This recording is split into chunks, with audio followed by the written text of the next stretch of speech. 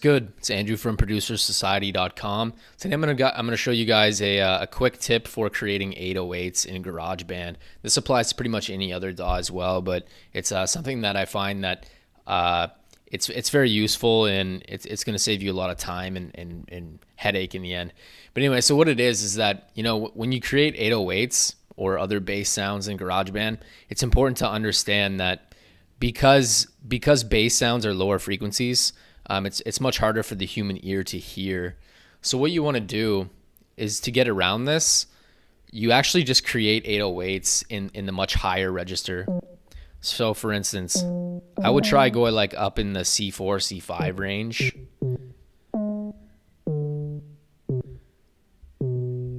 And the idea behind that is just so you can actually hear them, right? I'm just going to throw on a compressor right now to get the volume up on it. Type R pumping, I like that one. Yeah, so that's going to be extraordinarily loud. But anyway, so yeah, so that's how you want them to be higher up in the octave. That way you can actually hear what they sound like in context of the mix. So I'm just going to do it right now. I'm going to show you what I mean.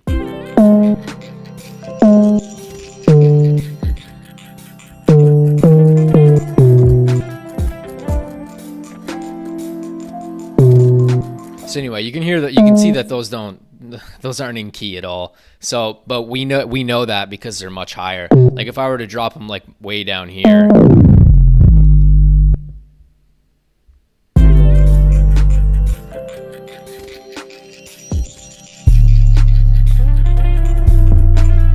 you don't really hear them as much. You can't hear how horrendously off key they are. So that's why you put it up in the higher register, in the higher octaves, so then you can hear what they sound like. So yeah, let's just mess around with them right now, and I'll show you what I would do.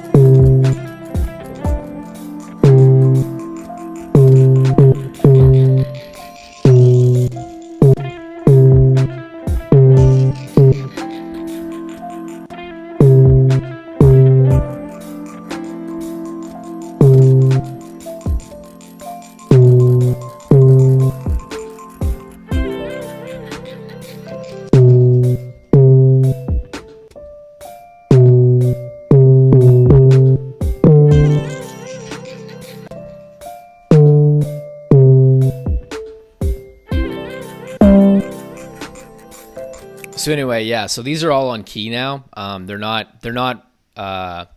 don't match the kick, in the sense that they don't match the location of the kick. But the point of this is to show you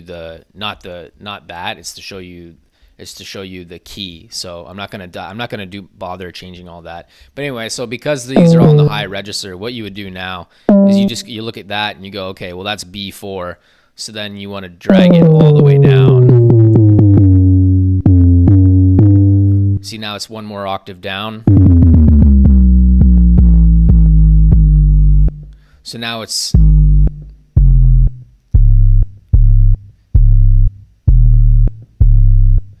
actually going to sound like an 808, but they're on key now.